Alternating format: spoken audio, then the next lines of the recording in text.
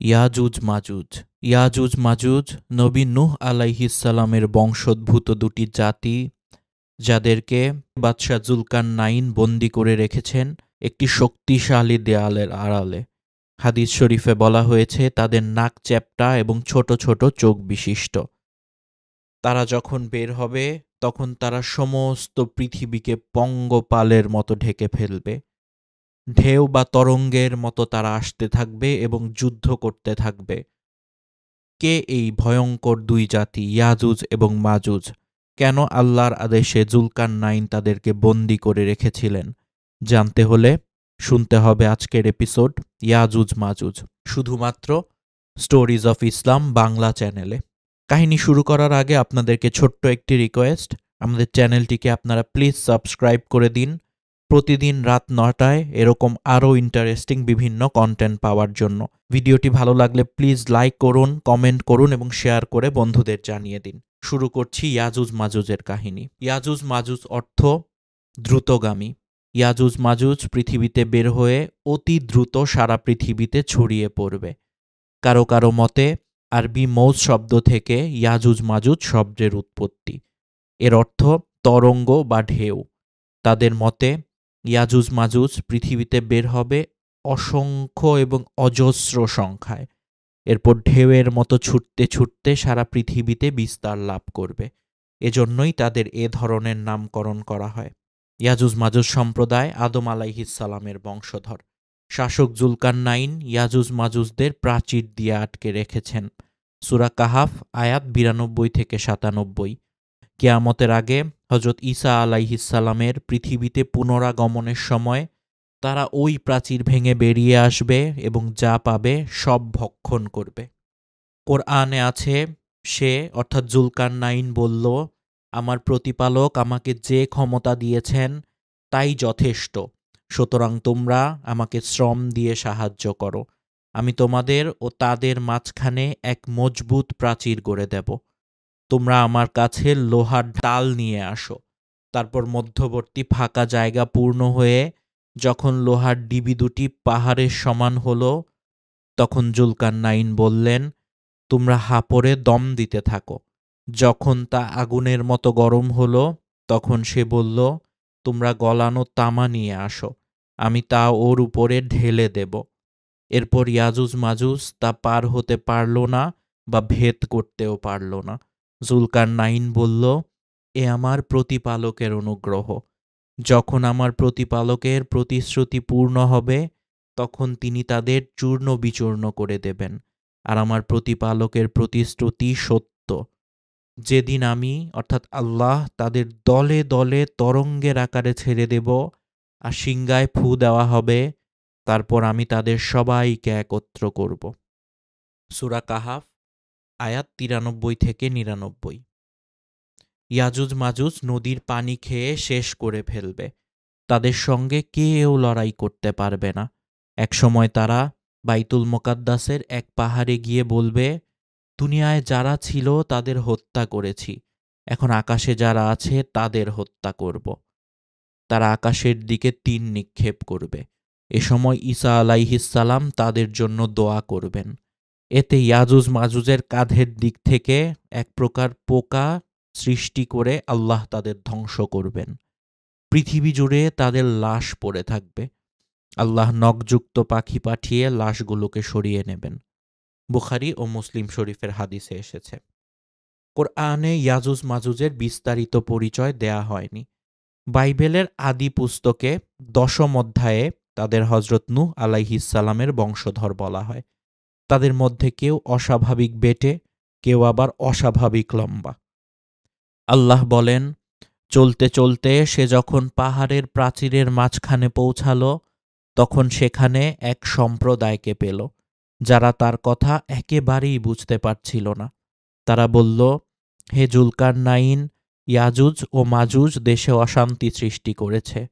আপনি বললে, আমরা আপনার জন্য কিছু কর ধার্য করব এই শর্তে যে আপনি আমাদের ও তাদের মধ্যে একটি প্রাচীর নির্মাণ করে দেবেন। বাদশাহ জুলকারনাইনের যুগে তারা বিশৃঙ্খলা করেছিল। তাদের অনিষ্ট থেকে মানুষকে বাঁচাতে জুলকারনাইন তাদের যাতায়াতের পথে বৃহৎ প্রাচীর নির্মাণ করেছিলেন। জুলকারনাইন সারা বিশ্ব ভ্রমণ ও শাসন করতেন। এ কারণে তিনি পূর্ববর্তী আসমানি কিতাবে আলোচিত হয়েছিলেন। আরেকটি কারণ হল তিনি ইয়াজুজ মাজুজের অত্যাচার থেকে রক্ষা করেছিলেন মানুষকে। মদিনার ইহুদিরা মক্কার কোরাইশদের নবীজি সাল্লাল্লাহু আলাইহি ওয়াসাল্লামের কাছে কিছু প্রশ্ন করার পরামর্শ দিয়েছিল। প্রশ্নগুলো ছিল আসহাবে কাহাবের পরিচয় ও ঘটনা, রুহের প্রকৃতি ও জুলকারনাইনের ঘটনা। সূরা কাহাফে এ ঘটনা উল্লেখ করা হয়েছে।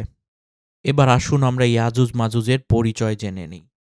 ইয়াজুজ মাজুজকে বিশ্বাস করা হয় নবী নূহ আলাইহিস সালামের বংশোদ্ভূত দুটি জাতি হিসেবে। কোরআন মাজিদে এ জাতির বিস্তারিত পরিচয় দেয়া হয়নি। হাদিস শরীফে বলা হয়েছে তাদের নাক চ্যাপ্টা, ছোট ছোট চোখ বিশিষ্ট। এশিয়ার উত্তর পূর্বাঞ্চলে অবস্থিত এ জাতির লোকেরা প্রাচীনকাল হতেই সভয় দেশসমূহের উপর হামলা করে লুটতরাজ চালাত। মাঝে মাঝে এরা ইউরোপ ও এশিয়া উভয় দিকে সয়লাভের আকারে ধ্বংসের থাবা বিস্তার করত। বাইবেলের আদি পুস্তকের 10ম অধ্যায়ে তাদেরকে হজরত আদম আলাইহিসসালামের পুত্র ইয়াকেলের বংশধর বলা হয়েছে। মুসলিম ঐতিহাসিকগণ ও একথাই মনে করেন রাশিয়া ও উত্তর চীনে এদের অবস্থান বলে বর্ণনা পাওয়া যায়। সেখানে অনুরূপ চরিত্রের কিছু উপজাতি রয়েছে যারা তাতারি, মঙ্গল, হুন ও শেথিন নামে পরিচিত। তাছাড়া একথাও জানা যায় যে তাদের আক্রমণ থেকে আত্মরক্ষার জন্য ককেম্পসের দক্ষিণাঞ্চলে দরবন্দ ও দারিয়ালের মাঝখানে প্রাচীর নির্মাণ করা হয়েছিল।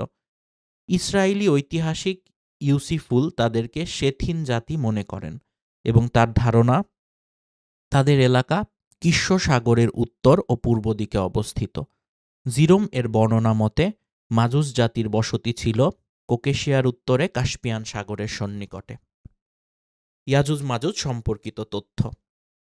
কিয়ামতের আলামতগুলোর মধ্যে ইয়াজুজ মাজুজের উত্থান অন্যতম। ইয়াজুজ মাজুজ সম্প্রদায় আদম আলাইহিসসালামের বংশধর।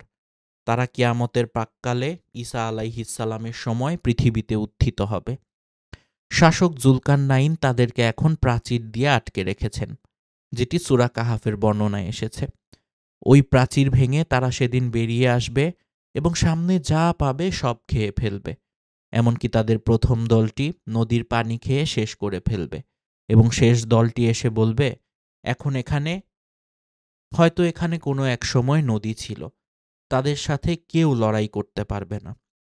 অর্থাৎ তাদের দলটি এতই বড় হবে যে তাদের দলের প্রথম অংশ নদীটি খেয়ে শেষ করে ফেলবে এবং শেষ অংশ সেখানে পৌঁছাতে তারা সেখানে কোনো পানি পাবে না এবং তাদের মনে হবে হয়তো অনেক কাল আগে এখানে কোনো নদী ছিল। তারা এরকম বলতে থাকবে। এক সময় তারা বাইতুল মুকাদ্দাসের এক পাহাড়ে গিয়ে বলবে, দুনিয়াতে যারা ছিল তাদের হত্যা করেছি, এখন আকাশে যারা আছে তাদের হত্যা করব। তারা আকাশের দিকে তীর নিক্ষেপ করবে। আল্লাহ তাদের তীরে রক্ত মাখিয়ে ফেরত পাঠাবেন। এ সময় ঈসা আলাইহিসসালাম তাদের জন্য বদদোয়া করবেন। এতে স্কন্ধের দিক থেকে এক প্রকার পোকা সৃষ্টি করে আল্লাহ তাদেরকে ধ্বংস করবেন। তারা সবাই মারা যাবে ও পচে দুর্গন্ধ হবে। সারা পৃথিবী জুড়ে তাদের লাশ থাকবে। আল্লাহ শকুন পাঠাবেন। লাশগুলোকে তারা নাহবাল নামক স্থানে নিক্ষেপ করবে। মুসলিমরা তাদের তীর ও ধনুকগুলো 7 বছর জ্বালানি হিসেবে ব্যবহার করবে। বুখারী শরীফ, মুসলিম শরীফ এবং মিসকাত শরীফে এর হাদিসগুলো এসেছে। ইয়াজুজ ও মাজুজের উদ্ভব এবং আকার। ইয়াজুজ এবং মাজুজ হচ্ছে আদম সন্তানের মধ্যে দুটি গোত্র, যেমনটি হাদিসে এবং বিভিন্ন গ্রন্থে বর্ণিত হয়েছে। তাদের মধ্যে কিছু মানুষ অস্বাভাবিক বেটে, আবার কিছু অস্বাভাবিক লম্বা। কিছু অনির্ভরযোগ্য কথাও প্রসিদ্ধ যে তাদের মাঝে বৃহৎ কর্ণবিশিষ্ট মানুষও আছে। এক কান মাটিতে বিছিয়ে এবং অপর কান গায়ে জড়িয়ে বিশ্রাম করে। যদিও কথাগুলোর কোনো দালিলিক প্রমাণ বা ভিত্তি নেই, বরং তারা হচ্ছে সাধারণ আদম সন্তান। বাদশাহ জুলকারনাইনের যুগে তারা অত্যধিক বিশৃঙ্খল জাতি হিসেবে প্রসিদ্ধ ছিল। অনিষ্টতা থেকে মানুষকে বাঁচাতে জুলকারনাইন তাদের প্রবেশ পথ বৃহৎ প্রাচীর নির্মাণ করেছিলেন। নবী করিম সাল্লাল্লাহু আলাইহি ওয়াসাল্লাম বলে গেছেন, ঈসা নবী অবতরণের পর তারা সেই প্রাচীর ভেঙে বেরিয়ে আসবে। আল্লাহর আদেশে ঈসা আলাইহিসসালাম মুমিনদেরকে নিয়ে তুর পর্বতে আশ্রয় নেবেন। অতঃপর স্কন্ধের দিক থেকে এক প্রকার পোকা সৃষ্টি করে আল্লাহ তাদেরকে ধ্বংস করবেন। ঐতিহাসিক সেই প্রাচীর নির্মাণ। জুলকারনাইনের আলোচনা করতে গিয়ে আল্লাহ পাক বলেন, আবার সে পথ চলতে লাগল। অবশেষে যখন দুই পর্বত প্রাচীরের মধ্যস্থলে পৌঁছাল, তখন সেখানে এক জাতিকে পেল, যারা তার কথা একেবারেই বুঝতে পারছিল না। তারা বলল, হে জুলকারনাইন, ইয়াজুজ ও মাজুজ দেশে অশান্তি সৃষ্টি করেছে। আপনি বললে আমরা আপনার জন্য কিছু কর ধার্য করব এই শর্তে যে আপনি আমাদের ও তাদের মধ্যে একটি প্রাচীর নির্মাণ করে দেবেন। সে বলল, আমার পালনকর্তা আমাকে যে সামর্থ্য দিয়েছেন তাই যথেষ্ট। অতএব তোমরা আমাকে শ্রম দিয়ে সাহায্য করো। আমি তোমাদের ও তাদের মধ্যে একটি সুদৃঢ় প্রাচীর নির্মাণ করে দেব। তোমরা লোহার পাত এনে দাও। অবশেষে যখন পাহাড়ের মধ্যবর্তী ফাঁকা স্থান পূর্ণ হয়ে গেল, তখন সে বলল, তোমরা হাঁপড়ে দম নিতে থাকো। অবশেষে যখন তা আগুনে পরিণত হলো, তখন সে বলল, তোমরা গলিত তামা নিয়ে এসো, আমি তা এর উপরে ঢেলে দেই। অতঃপর ইয়াজুজ ও মাজুজ তার উপরে আরোহণ করতে লাগল এবং তা ভোগ করতেও সক্ষম হল না। সূরা কাহাফ আয়াত 92-97। যেভাবে প্রাচীর ভেঙে যাবে। জুলকারনাইনের নির্মিত সুদৃঢ় প্রাচীরের দরুন দীর্ঘকাল তারা পৃথিবীতে আসতে পারেনি। প্রাচীরের ওপারে অবশ্যই নিজস্ব পদ্ধতিতে তারা জীবনযাপন করছে। তারা অদ্যাবধি এখন পর্যন্ত তারা সেই প্রাচীর ভাঙতে নিরবিচ্ছিন্ন প্রচেষ্টা অব্যাহত রেখেছে। আবু হুরায়রা রাদিয়াল্লাহু থেকে বর্ণিত, প্রাচীরের বর্ণনা দিতে গিয়ে নবী করিম সাল্লাল্লাহু আলাইহি ওয়াসাল্লাম বলেন, অতঃপর প্রতিদিন তারা প্রাচীর ছেদন কার্যে লিপ্ত হয়। ছিদ্র করতে করতে যখন পুরোটা উন্মোচনের উপক্রম হয়, তখনই তাদের একজন বলে, আজ তো অনেক করলাম, চলো বাকিটা আগামীকাল করব। পরদিন আল্লাহ পাক সেই প্রাচীরকে পূর্বের থেকেও শক্ত ও মজবুত রূপে পূর্ণ করে দেন। অতঃপর যখন সেই সময় আসবে এবং আল্লাহ পাক তাদেরকে বের হওয়ার অনুমতি দেবেন, তখন তাদের একজন বলে উঠবে, আজ চলো, আল্লাহ চাহেন তো আগামীকাল পূর্ণ খোদাই করে ফেলব। পরদিন পূর্ণ খোদাই করে তারা প্রাচীর ভেঙে বেরিয়ে আসবে। মানুষের ঘরবাড়ি বিনষ্ট করবে, সমুদ্রের পানি পান করে নিঃশেষ করে ফেলবে। ভয়ে আতঙ্কে মানুষ দূর দূরান্তে পলায়ন করবে। অতঃপর আকাশের দিকে তারা তীর ছুড়বে, তীর রক্তাক্ত হয়ে ফিরে আসবে। রাসূলুল্লাহ সাল্লাল্লাহু আলাইহি ওয়াসাল্লামের কাছে নবুয়াতের সত্যতায় বাদশাহ জুলকারনাইনের ঘটনা সম্পর্কে জানতে চাওয়া হলে আল্লাহ তাআলা প্রিয় নবীকে বাদশাহ জুলকারনাইনের কিছু বর্ণনা দেন। আল্লাহ তাআলা বলেন, তারা আপনাকে জুলকারনাইন সম্পর্কে জিজ্ঞাসা করবে। বলুন, আমি তোমাদের কাছে তার কিছু ব্যবস্থা বর্ণনা করব, তার কিছু অবস্থা বর্ণনা করব। জুলকারনাইন কে ছিলেন, কোন যুগে ও কোন দেশে ছিলেন, এবং তার নাম জুলকারনাইন হলো কেন? জুলকারনাইন নামকরণের হেতু সম্পর্কে বহু উক্তি ও তীব্র মতভেদ পরিদৃষ্ট হয়। কেউ বলেন, তার মাথার চুলে দুটি গুচ্ছ ছিল, তাই জুলকারনাইন দুই গুচ্ছওয়ালা বলে তাকে আখ্যায়িত করা হয়েছে। কেউ বলেন, পাশ্চাত্য ও প্রাচ্য দেশসমূহ জয় করার কারণে জুলকারনাইন খেতাবে ভূষিত হয়েছেন। কেউ এমনও বলেছেন যে তার মাথায় শিংয়ের অনুরূপ দুটি চিহ্ন ছিল। কোনো কোনো বর্ণনায় এসেছে যে তার মাথার দুই দিকে দুটি ক্ষত চিহ্ন ছিল। ইবনু কাসির ফাতহুল কাদির। তবে হযরত আলী রাদিয়াল্লাহু আনহু থেকে সহিহ সনদে বর্ণিত হয়েছে যে তিনি বলেছেন, জুলকারনাইন নবী বা ফেরেশতা ছিলেন না, একজন নেক বান্দা ছিলেন। আল্লাহকে তিনি ভালোবেসেছিলেন, আল্লাহ তাকে ভালোবেসেছিল। আল্লাহর হকের ব্যাপারে অতিশয় সাবধানী ছিলেন জুলকারনাইন। আল্লাহ তার কল্যাণ চেয়েছেন। তাকে তার জাতির কাছে পাঠানো হয়েছিল। তারা তার কপালে মারতে মারতে তাকে হত্যা করল। আল্লাহ তাকে আবার জীবিত করলেন, এজন্য তার নাম হলো জুলকারনাইন। এটি একটি হাদিসে এসেছে, মুখতারা 555 নম্বর এবং ফাতহুল বারীর 6 থেকে 383 নম্বর হাদিস। যদিও জুলকারনাইন সম্পর্কে কোরআনুল করিম যা বর্ণনা করেছে তা এই যে তিনি একজন সৎ ও ন্যায়পরায়ণ বাদশাহ ছিলেন এবং পাশ্চাত্য ও প্রাচ্য দেশসমূহ জয় করেছিলেন। এসব দেশে তিনি সুবিচার ও ইনসাফের রাজত্ব প্রতিষ্ঠা করেছিলেন। আল্লাহ তাআলার পক্ষ থেকে তাকে লক্ষ্য অর্জনের জন্য সর্বপ্রকার সাজ-সরঞ্জাম দান করা হয়েছিল। তিনি দিগ্বিজয়ে বের হয়ে পৃথিবীর ৩ প্রান্তে পৌঁছেছিলেন: পাশ্চাত্যের শেষ প্রান্তে, প্রাচ্যের শেষ প্রান্তে এবং উত্তরে উভয় পর্বতমালার পাদদেশ পর্যন্ত। আমি তাকে পৃথিবীতে প্রতিষ্ঠিত করেছিলাম এবং প্রত্যেক বিষয়ের কার্যোপকরণ দান করেছিলাম। অতঃপর তিনি এক কার্যোপকরণ অবলম্বন করলেন। সূরা কাহাফ আয়াত ৮৪-৮৫। আল্লাহ তাআলা বাদশাহ যুলকারনাইনকে দেশ বিজয়ের জন্য সে যুগে যেসব জিনিস প্রয়োজনীয় ছিল তা সবই দান করেছিলেন, যার দ্বারা সে দেশসমূহ জয় করে শত্রুদের অহংকার মাটিতে মিশিয়ে দেয় এবং অত্যাচারী বাদশাদেরকে নিশ্চিহ্ন করে ফেলে। বাদশাহ যুলকারনাইন আল্লাহ প্রদত্ত মাধ্যম থেকে অতিরিক্ত আরও কিছু মাধ্যম প্রস্তুত করল, যেমন আল্লাহর সৃষ্টি লোহা দিয়ে নানা রকম অস্ত্রশস্ত্র ও যন্ত্র তৈরি করা হয় এবং যেভাবে বিভিন্ন ধাতু দিয়ে বিভিন্ন জিনিসপত্র তৈরি করা হয়। কোরআনে এসেছে, অবশেষে তিনি যখন সূর্যের অস্তাচলে পৌঁছালেন, তখন তিনি সূর্যকে এক পঙ্কিল জলাশয়ে অস্ত যেতে দেখলেন এবং তিনি সেখানে এক সম্প্রদায়কে দেখতে পেলেন। আমি বললাম, হে যুলকারনাইন, আপনি তাদেরকে শাস্তি দিতে পারেন অথবা তাদেরকে সদয়ভাবে গ্রহণ করতে পারেন। সূরা কাহফ আয়াত ৮৬। কোনো কোনো মুফাসসির বলেন, তিনি পশ্চিম দিকের দেশের পর দেশ জয় করতে করতে স্থলভাগের শেষ সীমানায় পৌঁছে যান। এরপর ছিল সমুদ্র। এটিই হচ্ছে সূর্যাস্তের সীমানার অর্থ। হাবিব ইবনে হাম্মাজ বলেন, আমি আলী রাদিয়াল্লাহু আনহুর কাছে বসা ছিলাম। এমতাবস্থায় এক লোক তাকে জিজ্ঞেস করল যে, যুলকারনাইন কিভাবে প্রাচ্য ও পাশ্চাত্য দেশে পৌঁছাতে সক্ষম হয়েছিলেন।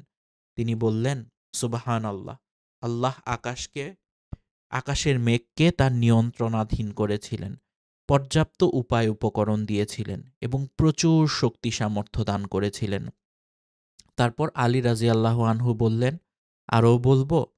লোকটি চুপ করলে আলী রাদিয়াল্লাহু আনহু চুপ করে যান। আল মুক্তারা ৪০৯ ইবনে কাসির। সে বলল, যে ব্যক্তি জুলুম করবে, সূরা কাহাফের একটি আয়াতে এসেছে এরকম, সে বলল, যে ব্যক্তি জুলুম করবে আমি অচিরেই তাকে শাস্তি দেব, এরপর তাকে তার রবের কাছে ফিরিয়ে নেওয়া হবে, তখন তিনি তাকে কঠিন আযাব দেবেন। আর যে বিশ্বাস স্থাপন করে ও সৎকর্ম করে তার জন্য প্রতিদান রয়েছে কল্যাণ এবং আমার কাজে তাকে সহজ নির্দেশ দেব। সূরা কাহাফ আয়াত ৮৭-৮৮। ইয়াজুজ মাজুজের পরিচয় বর্ণনা। সূরা কাহাফের ৯৪ নম্বর আয়াতে এসেছে, তারা বলল, হে যুলকারনাইন, ইয়াজুজ ও মাজুজ দেশে অশান্তি সৃষ্টি করেছে। আপনি বললে, আমরা আপনার জন্য কিছু কর ধার্য করব এই শর্তে যে আপনি আমাদের ও তাদের মধ্যে একটি প্রাচীর নির্মাণ করে দেবেন। ইয়াজুজ মাজুজ সম্পর্কে কোরআন ও হাদিসের সুস্পষ্ট বর্ণনা থেকে এতটুকু নিঃসন্দেহে প্রমাণিত হয় যে ইয়াজুজ মাজুজ মানব সম্প্রদায়ভুক্ত। অন্যান্য মানবের মতো তারাও নূহ আলাইহিস সালামের সন্তান সন্ততি। কোরআনুল কারীম স্পষ্টতই বলেছে। অর্থাৎ হযরত নূহ আলাইহিস সালামের মহাপ্লাবনের পর দুনিয়াতে যত মানুষ আছে এবং থাকবে তারা সবাই নূহ আলাইহিস সালামের সন্তান সন্ততি হবে। ঐতিহাসিক বর্ণনা এ ব্যাপারে একমত যে তারা ইয়াফেসের বংশধর। তাদের অবশিষ্ট অবস্থা সম্পর্কে সর্বাধিক বিস্তারিত ও বিশুদ্ধ হাদিস হচ্ছে হযরত নাওয়াস ইবনে সামআন রাদিয়াল্লাহু আনহুর হাদিসটি। সেখানে দাজ্জালের ঘটনা ও তার ধ্বংসের কথা বিস্তারিত বর্ণনার পর বলা হয়েছে। এমতাবস্থায় আল্লাহ তাআলা ঘোষণা করবেন, আমি আমার বান্দাদের মধ্যে থেকে এমন লোক বের করব যাদের মোকাবেলা করার শক্তি কারও নেই।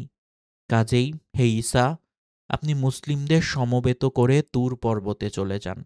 সে মতে তিনি তাই করবেন। এরপর আল্লাহ তাআলা ইয়াজুজ মাজুজের রাস্তা খুলে দেবেন। তাদের দ্রুত চলার কারণে মনে হবে যেন উপর থেকে পিছলে নিচে এসে পড়ছে। তাদের প্রথম দলটি তবরিয়া উপসাগরের কাছ দিয়ে যাওয়ার সময় তার পানি পান করে এমন অবস্থা করে দেবে যে দ্বিতীয় দলটি এসে সেখানে কোনো দিন পানি ছিল একথা বিশ্বাসও করতে পারবে না। হজরত ঈসা আলাইহিসসালাম ও তার সঙ্গীরা তুর পর্বতে আশ্রয় নেবেন। অন্যান্য মুসলিমরা নিজ নিজ দুর্গে ও নিরাপদ স্থানে আশ্রয় নেবে। পানাহারের বস্তু সামগ্রী সঙ্গে থাকবে, কিন্তু তাতে ঘাটতি দেখা দেবে। ফলে একটি গরুর মস্তককে 100 দিনারের চাইতে উত্তম মনে করা হবে। হজরত ঈসা আলাইহিসসালাম ও অন্যান্য মুসলিমরা কষ্ট লাঘবের জন্য আল্লাহর কাছে দোয়া করবেন।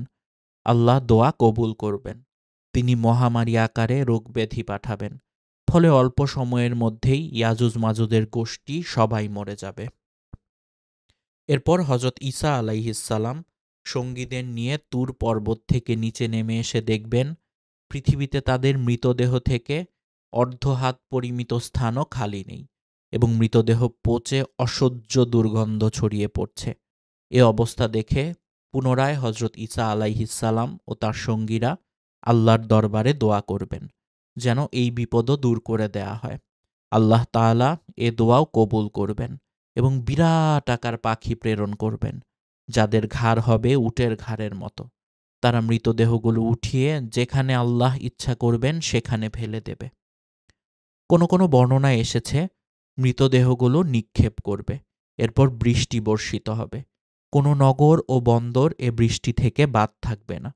ফলে সমস্ত ভূপৃষ্ঠ ধৌত হয়ে কাচের মতো পরিষ্কার হয়ে যাবে। এরপর আল্লাহ তাআলা ভূপৃষ্ঠকে আদেশ করবেন, তোমার পেটের সমুদয় ফুল ফুল উদ্গীরণ করে দাও এবং নতুনভাবে তোমার বরকতসমূহ প্রকাশ করো। ফলে তাই হবে এবং এমন বরকত প্রকাশিত হবে যে একটি ডালিম একদল লোকের আহারের জন্য যথেষ্ট হবে এবং মানুষ তার ছাল দ্বারা ছাতা তৈরি করে ছায়া লাভ করবে। দুধে এত বরকত হবে যে একটি উষ্ট্রির দুধ একদল লোকের জন্য, একটি গাভীর দুধ এক গোত্রের জন্য এবং একটি ছাগলের দুধ একটি পরিবারের জন্য যথেষ্ট হবে। 40 বছর যাবৎ এই অসাধারণ বরকত ও শান্তি শৃঙ্খলা অব্যাহত থাকার পর যখন কিয়ামতের সময় সমাগত হবে, তখন আল্লাহ তাআলা একটি মনোরম বায়ু প্রবাহিত করবেন। এর পরশে সকল মুসলিমের বগলের নিচে বিশেষ এক প্রকার রোগ দেখা দেবে এবং সবাই মৃত্যু মুখে পতিত হবে। শুধু কাফের ও দুষ্ট লোকেরাই অবশিষ্ট থেকে যাবে। তারা ভূপৃষ্ঠে জন্তু জানোয়ারের মতো খোলাখুলি অপকর্ম করবে। তাদের উপর কিয়ামত আসবে। মুসলিমের হাদিস নাম্বার 2937। হজরত আব্দুর রহমান ইবনে ইয়াইদের বর্ণনায় ইয়াজুজ মাজুজের কাহিনী আরও অধিক বিবরণ পাওয়া যায়। তাতে রয়েছে তবরিয়া উপসাগর অতিক্রম করার পর ইয়াজুজ মাজুজ বাইতুল মুকাদ্দাস সংলগ্ন পাহাড় জাবালুল খমরে আরোহণ করে ঘোষণা করবে, আমরা পৃথিবীর সমস্ত অধিবাসীকে হত্যা করেছি। এখন আকাশের অধিবাসীদের খতম করার পালা। সে মতে তারা আকাশের দিকে তীর নিক্ষেপ করবে। আল্লাহর আদেশে সে তীর রক্তরঞ্জিত হয়ে তাদের কাছে ফিরে আসবে, যাতে বোকারা এই ভেবে আনন্দিত হবে যে আকাশের অধিবাসীরাও শেষ হয়ে গেছে।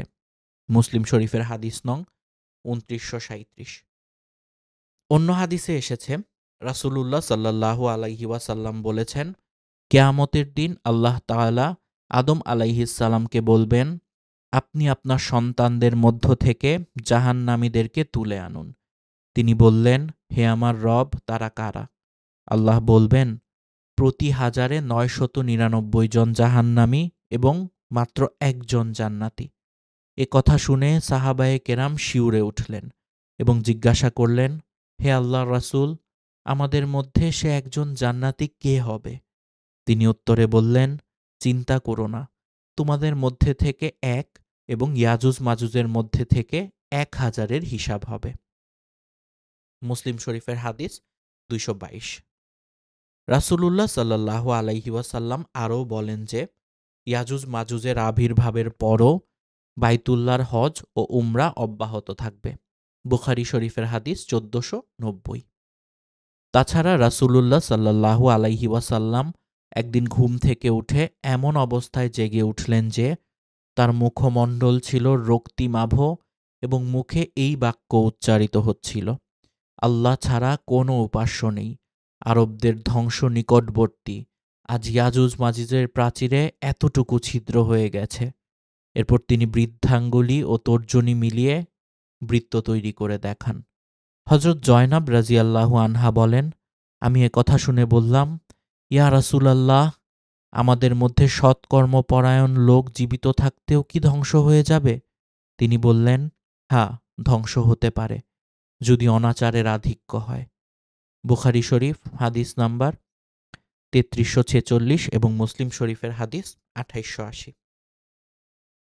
রাসূলুল্লাহ সাল্লাল্লাহু আলাইহি ওয়াসাল্লাম আলো বলেছেন, ইয়াজুজ মাজুজ প্রত্যহ জুলকারনাইনের দেয়ালটি খুঁড়তে থাকে। খুঁড়তে খুঁড়তে তারা ওই লৌহ প্রাচীরের প্রান্তসীমার এত কাছাকাছি পৌঁছে যায় যে অপর প্রান্তের আলো দেখা যেতে থাকে। কিন্তু তারা কথা বলে ফিরে যায় যে বাকি অংশটুকু আগামীকাল খুঁড়ব। কিন্তু আল্লাহ তাআলা প্রাচীরটিকে আগের মতো মজবুত অবস্থায় ফিরিয়ে নেন। পরের দিন ইয়াজুজ মাজুজ প্রাচীর খননে নতুনভাবে আত্মনিয়োগ করে। খনন কার্যে আত্মনিয়োগ ও আল্লাহ তাআলা থেকে মেরামতের এ ধারা ততদিন পর্যন্ত অব্যাহত থাকবে যতদিন ইয়াজুজ মাজুজকে বন্ধ রাখা আল্লাহর ইচ্ছা রয়েছে। যেদিন আল্লাহ তাআলা তাদেরকে মুক্ত করার ইচ্ছা করবেন, সেদিন ওরা মেহনত শেষে বলবে, আল্লাহ ইচ্ছা করলে আমরা আগামীকাল অবশিষ্ট অংশটুকু খুঁড়ে ওপারে চলে যাব। আল্লাহর নাম ও তার ইচ্ছার উপর নির্ভর করার কারণে সেদিন ওদের তৌফিক হয়ে যাবে। পরের দিন তারা প্রাচীরের অবশিষ্ট অংশকে তেমনই অবস্থায় পাবে এবং তারা সেটুকু খুঁড়েই প্রাচীর ভেদ করে ফেলবে।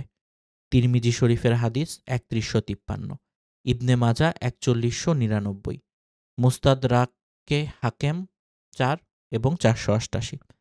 আল্লামা ইবনে কাসির রাহমাতুল্লাহি আলাইহি বলেন, হাদিসের উদ্দেশ্য এই যে ইয়াজুজ মাজুজের প্রাচীর খনন করার কাজটি তখন শুরু হবে যখন তাদের আবির্ভাবের সময় নিকটবর্তী হবে। কোরআনে বলা হয়েছে যে এই প্রাচীর ছিদ্র করা যাবে না। এটা তখনকার অবস্থা যখন জুলকারনাইন প্রাচীরটি নির্মাণ করেছিলেন।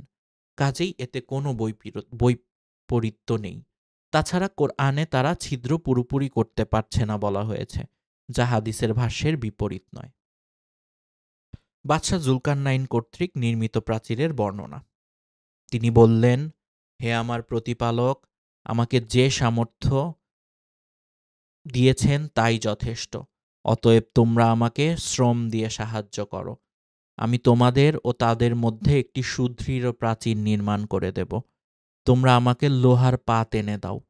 অবশেষে যখন পাহাড়ের মধ্যবর্তী ফাঁকা স্থান পূর্ণ হয়ে গেল, তখন তিনি বললেন, তোমরা হাঁপড়ে দম দিতে থাকো। অবশেষে যখন তা আগুনে পরিণত হলো, তখন তিনি বললেন, তোমরা গলিত তামা নিয়ে এসো, আমি তা এর উপরে ঢেলে দেই। অতঃপর ইয়াজুজ ও মাজুজ তার উপরে আরোহণ করতে পারল না এবং তা ভেদ করতেও সক্ষম হল না। লোহার পাতকে খুব গরম করে ওর ওপর গলিত সীসা বা লোহা বা তামা ঢেলে দেওয়ায় সেই পাহাড়ি রাস্তার মাঝের প্রাচীর এত মজবুত হয়ে গেল যে ইয়াজুজ মাজুজের পক্ষে তা ভেঙে অন্যান্য মানুষের বসতিতে আসা অসম্ভব হয়ে গেল। সূরার শেষ আয়াতে প্রিয় নবী রাসূলুল্লাহ সাল্লাল্লাহু আলাইহি ওয়াসাল্লাম এ মর্মে নির্দেশ করেন যে মানুষ যেন ভালো কাজ করার পাশাপাশি আল্লাহর সঙ্গে কাউকে শরিক না করে। আল্লাহ তাআলা বলেন, হে রাসূল, আপনি বলুন, আমিও তোমাদের মতোই একজন মানুষ। আমার প্রতি প্রত্যাদেশ হয় যে তোমাদের ইলাই একমাত্র ইলাহ। অতঃপর যে ব্যক্তি তার পালনকর্তার সাক্ষাৎ কামনা করে, সে যেন সৎকর্ম সম্পাদন করে এবং তার পালনকর্তার ইবাদতে কাউকে শরিক না করে। সূরা কাহাফ আয়াত ১১০। মদিনার ইহুদিরা মক্কার কুরাইশদের নবীজি সাল্লাল্লাহু আলাইহি ওয়াসাল্লামের কাছে কিছু প্রশ্ন করার পরামর্শ দিয়েছিল। প্রশ্নগুলো ছিল আসহাবে কাহাফের ঘটনা, রূহের প্রকৃতি এবং জুলকারনাইনের ঘটনা। এই তিনটি বিষয়ই সূরা কাহাফে আলোচনা করা হয়েছে, যা আমরা ইতিমধ্যে শুনেছি। এবার আসুন আর একটু বিস্তারিত জেনে নিই। বাদশাহ জুলকারনাইন একজন নেক বান্দা ছিলেন, যাকে আল্লাহ তাআলা পৃথিবীর পূর্ব থেকে পশ্চিমের ভ্রমণের সুযোগ দান করেছিলেন। সারা বিশ্ব শাসন করতে যা করা লাগে তার সব উপকরণ তাকে দিয়েছেন। একবার তিনি এক অঞ্চলে গেলেন যেখানকার লোকেরা তার কথা বুঝতে পারছিল না, কিন্তু সেখানেই তিনি ইয়াজুজ মাজুজের ঘটনা জানতে পারেন এবং তাদের অত্যাচারের কথা জানতে পারেন। তখন তিনি সেখানে একটি দেয়াল তৈরি করে দেন। এবার ইসলামিক বিভিন্ন স্কলাররা এ বিষয়ে কি উত্তর দিয়েছেন সেটা জেনে নিই। ইয়াজুজ মাজুজ কারা? ইয়াজুজ মাজুজ বনি আদমের অন্তর্ভুক্ত দুটি জাতি। তারা বর্তমানে বিদ্যমান রয়েছে। আল্লাহ তাআলা জুলকারনাইনের ঘটনায় তাদের কথা বর্ণনা করেছেন। অবশেষে যখন তিনি 2 পর্বত প্রাচীরের মধ্যস্থলে পৌঁছলেন, তখন তিনি সেখানে এক জাতিকে পেলেন, যারা তার কথা একেবারেই বুঝতে পারছিল না। তারা বলল, হে জুলকারনাইন, ইয়াজুজ ও মাজুজ অশান্তি সৃষ্টি করছে দেশে। আপনি বললে আমরা আপনার জন্য কিছু কর ধার্য করব, এ শর্তে যে আপনি আমাদের ও তাদের মধ্যে প্রাচীর নির্মাণ করে দেবেন। এরপর জুলকারনাইন তাদের জন্য প্রাচীর নির্মাণ করে দিল। নবী করিম সাল্লাল্লাহু আলাইহি ওয়াসাল্লাম বলেন, আল্লাহ তাআলা কিয়ামতের দিন আদম আলাইহিস সালামকে ডাক দিবেন। আদম আলাইহিস সালাম বলবেন, হে আল্লাহ, আমি আপনার দরবারে হাজির। তখন আল্লাহ বলবেন, তোমার বংশধর থেকে জাহান্নামী দলকে পৃথক করো। আদম আলাইহিস সালাম বলবেন, জাহান্নামের দল কারা? আল্লাহ বলবেন, প্রত্যেক 1000-এর মধ্য থেকে 999 জন। তখন কোলে শিশু বৃদ্ধ হয়ে যাবে, গর্ভবতী মহিলারা সন্তান প্রসব করে দেবে। মানুষদেরকে আপনি মাতাল অবস্থায় দেখবেন, অথচ তারা মাতাল নয়। আল্লাহর আযাব খুবই কঠিন। সাহাবীগণ বললেন, আমাদের মধ্যে থেকে কে হবে সেই ব্যক্তি? নবী করিম সাল্লাল্লাহু আলাইহি ওয়াসাল্লাম বললেন, সুসংবাদ গ্রহণ করো, তোমাদের মধ্য থেকে হবে সেই একজন ব্যক্তি, আর বাকিরা হবে ইয়াজুজ মাজুজের দল। ইয়াজুজ মাজুজের দল বের হয়ে আসা কিয়ামতের অন্যতম একটি আলামত। নবী করিম সাল্লাল্লাহু আলাইহি ওয়াসাল্লামের যুগেই ইয়াজুজ মাজুজ বের হওয়ার লক্ষণ প্রকাশিত হয়েছে। উম্মে হাবিবা রাদিয়াল্লাহু আনহুর হাদিসে আছে, তিনি বলেন, নবী করিম সাল্লাল্লাহু আলাইহি ওয়াসাল্লাম একদা পেরেশান ও রক্তিম চেহারা নিয়ে আমাদের কাছে উপস্থিত হলেন। তিনি বলছিলেন, লা ইলাহা ইল্লাল্লাহ, আরবদের জন্য ধ্বংস অনিবার্য, অকল্যাণ নিকটবর্তী হয়ে গেছে। ইয়াজুজ মাজুজের প্রাচীর পরিমাণ খুলে দেয়া হয়েছে, অল্প একটু খুলে দেয়া হয়েছে। এ বলে তিনি হাতের বৃদ্ধাঙ্গুলি ও তর্জনী আঙ্গুলি দিয়ে গোলাকৃতি করে দেখালেন। ইয়াজুজ মাজুজের প্রাচীরটি কোথায়? মুসলিম মাত্রই জানে যে ইয়াজুজ মাজুজ একটি বর্বর জাতি, যাদের অনিষ্ট থেকে সভ্য মানুষদের রক্ষার্থে জুলকারনাইন বাদশাহ শক্ত প্রাচীর তুলে দিয়েছিলেন। কিন্তু অনেকেরই মনে প্রশ্ন যে তারা এবং তাদেরকে ঘেরাওকৃত প্রাচীরটি কোথায় অবস্থিত। এর জবাবে প্রথমেই জেনে নেওয়া যাক যে এ ব্যাপারে কোরআনুল কারিমে কি এসেছে। আল্লাহ তাআলা বলেন, অবশেষে যখন সে অর্থাৎ জুলকারনাইন পথ চলতে চলতে 2 পর্বতের মধ্যবর্তী ভূখণ্ডে পৌঁছাল, তখন সেখানে এমন একটি জাতিকে পেল যারা তার কথা সুস্পষ্ট বুঝতে পারছিল না। তারা বলল, হে জুলকারনাইন, নিশ্চয় ইয়াজুজ ও মাজুজ জমিনে অশান্তি সৃষ্টি করছে, তাই আমরা কি আপনাকে কিছু খরচ দেব যাতে আপনি আমাদের ও তাদের মাঝে একটি প্রাচীর নির্মাণ করে দেবেন? সে বলল, আমার রব আমাকে যে সামর্থ্য দিয়েছেন সেটাই উত্তম। অতএব তোমরা আমাকে শ্রম দিয়ে সাহায্য করো, আমি তোমাদের ও তাদের মাঝখানে একটি সুদৃঢ় প্রাচীর নির্মাণ করে দেব। তোমরা আমাকে লোহার পাত এনে দাও। অবশেষে যখন 2 পাহাড়ের মধ্যবর্তী জায়গা সমান করে দিল, তখন সে বলল, তোমরা ফুঁক দিতে থাকো। অতঃপর যখন সে তা আগুনে পরিণত করল, তখন বলল, তোমরা আমাকে কিছু তামা দাও, আমি তা এর উপর ঢেলে দেই। এরপর তারা প্রাচীরের উপর দিয়ে অতিক্রম করতে পারল এবং নিচ দিয়েও তা ভেদ করতে পারল না এবং উপর দিয়েও অতিক্রম করতে পারল না। সে বলল, এটা আমার রবের অনুগ্রহ। অতঃপর যখন আমার রবের ওয়াদাকৃত সময় আসবে, তখন তিনি তা মাটির সঙ্গে মিশিয়ে দেবেন। আমার রবের ওয়াদা সত্য।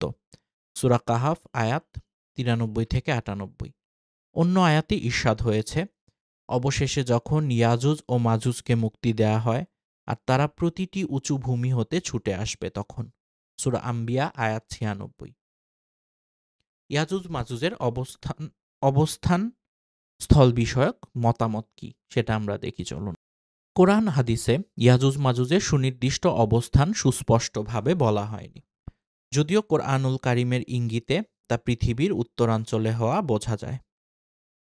আর যেহেতু কোরআনের মৌলিক নির্দেশনা বোঝার জন্য তাদের সুনির্দিষ্ট অবস্থান জানা জরুরি নয় এবং মানবজাতির প্রভূত কল্যাণ তা জানার উপর নির্ভরশীল নয়, তাই সুনির্দিষ্টভাবে তা না জানলেও কোনো অসুবিধা নেই, বরং এ ব্যাপারে আল্লাহ ও রাসূল এর কথার উপর সামগ্রিক বিশ্বাসই যথেষ্ট। তবে স্বাভাবিকভাবে তা জানার কৌতূহল সবার অন্তরেই জাগ্রত হয় বিধায় অনেক তাফসিরবিদ, ঐতিহাসিক ও ভৌগোলিকবিদগণ তা উদ্ঘাটনের চেষ্টা ও গবেষণা করেছেন, কিন্তু অবশেষে নিশ্চিত কোনো সিদ্ধান্তে পৌঁছতে পারেননি বিধায় এ বিষয়ে মতানৈক্য থেকেই গেছে।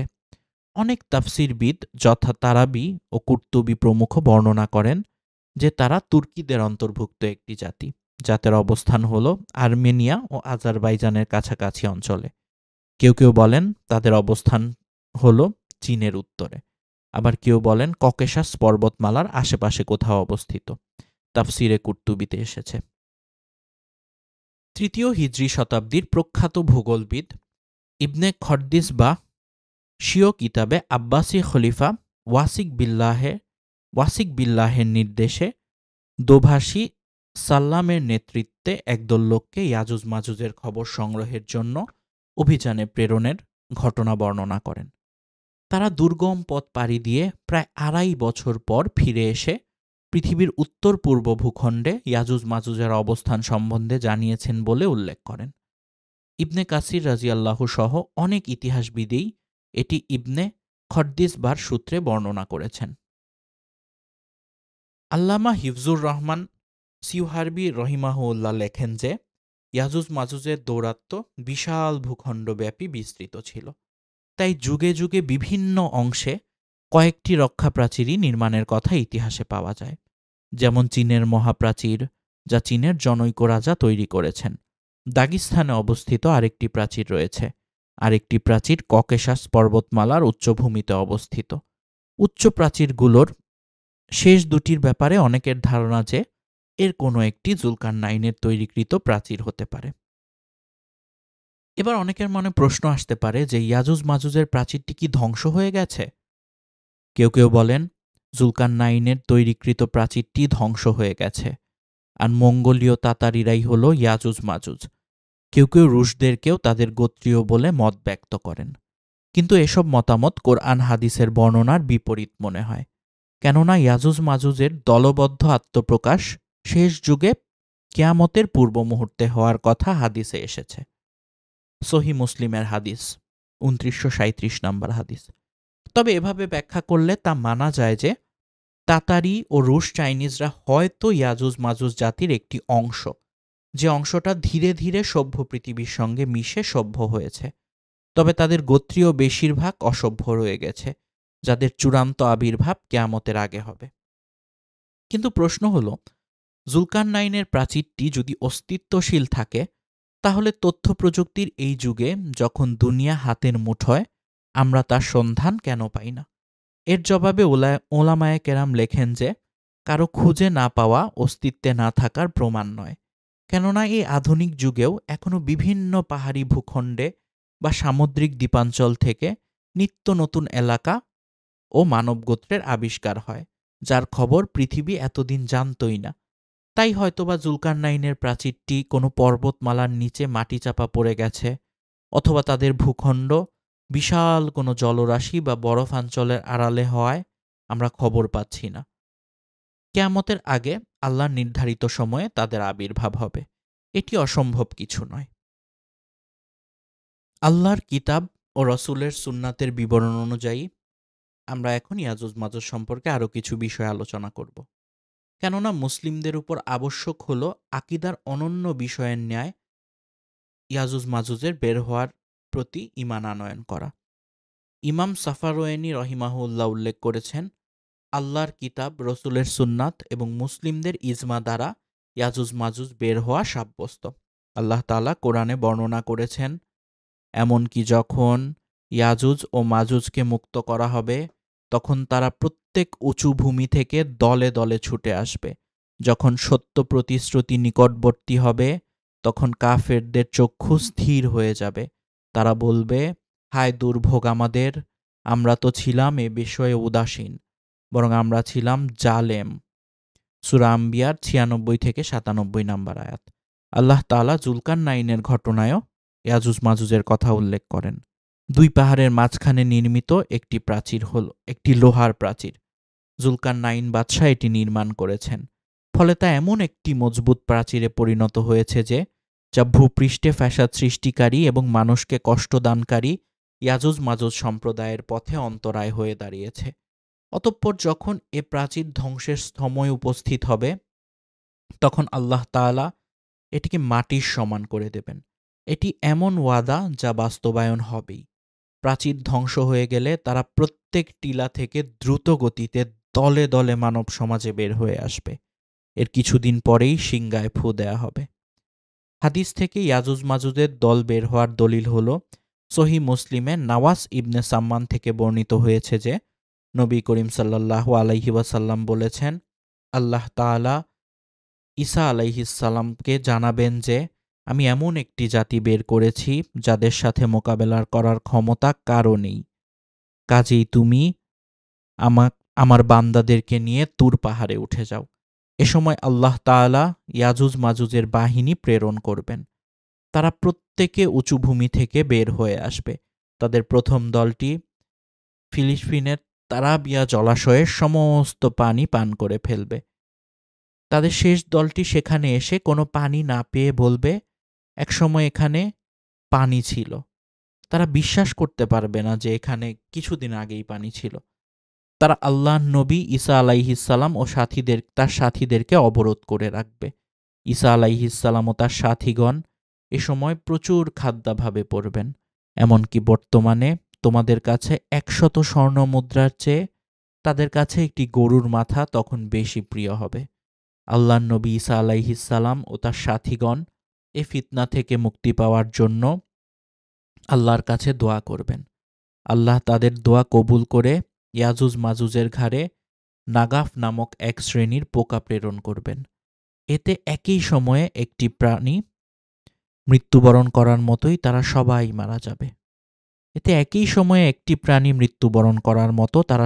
মারা যাবে। অতঃপর আল্লাহর নবী ঈসা ও তার সাথীগণ জমিনে নেমে এসে দেখবেন ইয়াজুজ মাজুজের মরা পচা লাশ ও তাদের শরীরের চর্বিতে সমগ্র জমিন ভরপুর হয়ে আছে। কোথাও অর্ধ হাত জায়গাও খালি নেই। আল্লাহর নবী ঈসা ও তার সাথীগণ আল্লাহর কাছে আবার দোয়া করবেন। আল্লাহ তাদের দোয়া কবুল করে উটের গর্দানের মতো লম্বা লম্বা একদল পাখি পাঠাবেন। আল্লাহর আদেশে পাখিগুলো তাদের অন্যত্র নিক্ষেপ করে পৃথিবীকে পরিষ্কার করবে। অতঃপর আল্লাহ তাআলা প্রচুর বৃষ্টি বর্ষণ করবেন। এতে পৃথিবীর একেবারে আয়নার মতো পরিষ্কার হয়ে যাবে। ইমাম তাবারানী হুযায়ফা রাদিয়াল্লাহু আনহু থেকে বর্ণিত করেছেন যে নবী করিম সাল্লাল্লাহু আলাইহি ওয়াসাল্লাম বলেছেন, আল্লাহ তাআলা তাদেরকে মক্কা মদিনা ও বাইতুল মাকদিসে প্রবেশ করা থেকে বাধা প্রদান করবেন। ইমাম নববী বলেছেন, অধিকাংশ আলেমের মতে তারা আদম সন্তানের অন্তর্ভুক্ত। ইমাম ইবনে আবদিল বার বলেছেন, আলেমদের ঐক্যমতে তারা ইয়াফিস ইবনে নূহ আলাইহিসসালামের বংশধর। আল্লামা সাফারাইনি রাহিমাহুল্লাহ উল্লেখ করেছেন যে ইয়াজুজ মাজুজ আদম সন্তানের মধ্যে থেকে তুর্কি বংশোদ্ভূত দুটি সম্প্রদায়। তিনি আরও বাড়িয়ে বলেছেন যে তারা হল নূহ আলাইহিসসালামের সন্তান, তুর্কিদের পূর্বপুরুষ ইয়াফিসের বংশধর। আজ ইয়াজুজ মাজুজের এ প্রাচীর এইটুকু পরিমাণ খুলে দেয়া হয়েছে।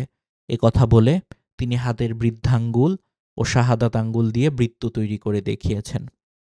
বুখারী ও মুসলিম শরীফে জায়নাব বিনতে জাহশ রাদিয়াল্লাহু হতে বর্ণিত আছে যে একদা নবী করিম সাল্লাল্লাহু আলাইহি ওয়াসাল্লাম তার নিকট নিদ্রা গেলেন। অতঃপর তিনি জাগ্রত হলেন। তখন তার চেহারা লাল বর্ণ ধারণ করেছিল। তিনি তখন বলছিলেন, লা ইলাহা ইল্লাল্লাহ, আরবদের জন্য ধ্বংস। একটি অকল্যাণ তাদের অতি নিকটবর্তী হয়ে গেছে। ইয়াজুজ মাজুজের প্রাচীর আজ এ পরিমাণ খুলে দেয়া হয়েছে।